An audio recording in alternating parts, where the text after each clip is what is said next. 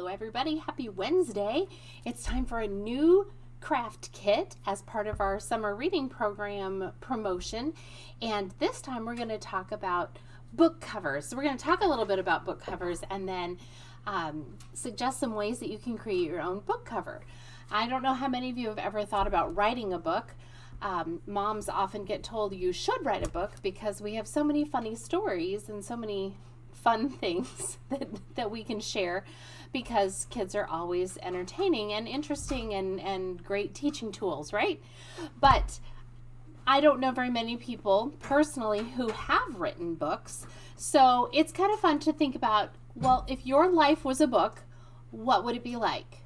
So in thinking about that, I have some beautiful examples of our Polaroids from last week on where does reading take you.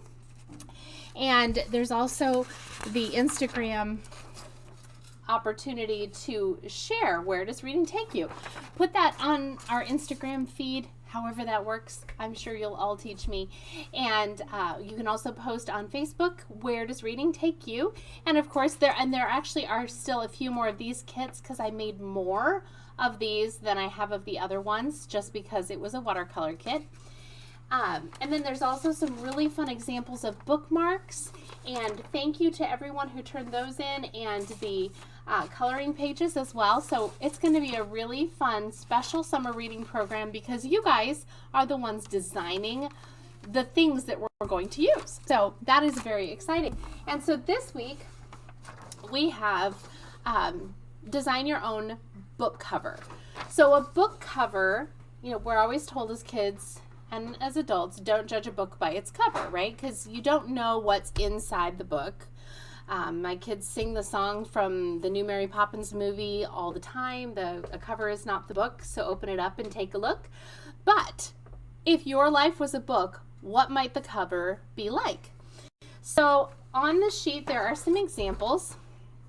Some of these books I have not read. This is a kid's book, and I put it on here because it looks like it's probably really funny. It's called A Town Called Harry Scary, and everyone in the picture has crazy hair somehow. Some of them is beards, some is mustaches.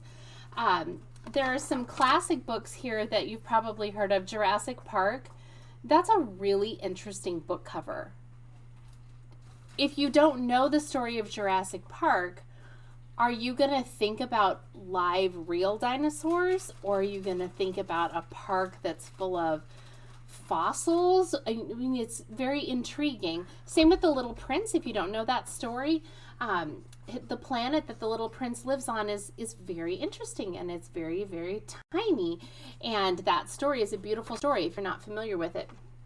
Also The Hobbit, and I have seen many covers for The Hobbit. This one I really like because of the way that they kind of show all of the layers, all of the different places that the traveler's journey in that story. I have not personally read A Clockwork Orange, but I thought this cover was really interesting, and it intrigues me and makes me think maybe I need to read that book. Many of you kids love Goodnight Construction Site and some of these others, and when you look at these covers, you notice a lot of different things. And I know starting in preschool, students start learning about what is on the cover or the different parts of the book. So here is one of my favorite of our board books, Do Cows Meow? Great title. Love the title.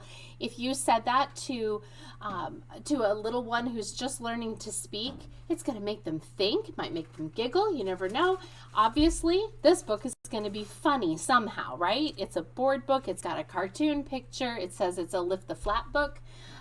It's got the author's name, and then you can see that it's a Lift the Flap book if you open it up. But if you just looked at the cover, and if you look at the back, do cows sing? Do cows coo? All I know is cows go moo. So that gives you some ideas about that book. So I have a few other examples that I wanted to show you. Get your creative juices going. So this is the How It Works book, and obviously it's about aircraft, right? And it's got a picture of one kind of aircraft, and on the back a little bit of what you're going to discover in this book. So here's a nonfiction book There's also another board book here. I love this. It's pretty clear right away that it's going to talk about not just by the title, only one you, but by, this little fishy, he's swimming the opposite direction of everybody else. So probably this book is going to be about swimming upstream, about doing things differently, about being yourself no matter what. And it has some information and quotes on the back. So again, remember the cover of the book is the whole thing. Here's a cover. This would be a unique twist on this craft to make a shaped book. We have several of these at home.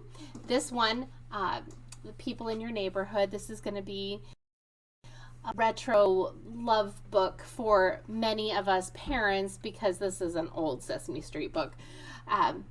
But it's cut in the shape of the picture itself. And we have several of these at our house, and there are a few of them down here in the meeting room.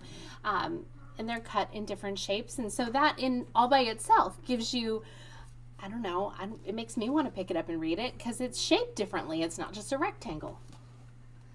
And then there are pictures that make you think. So this little girl is standing on a sandwich that says Daddy's Sandwich.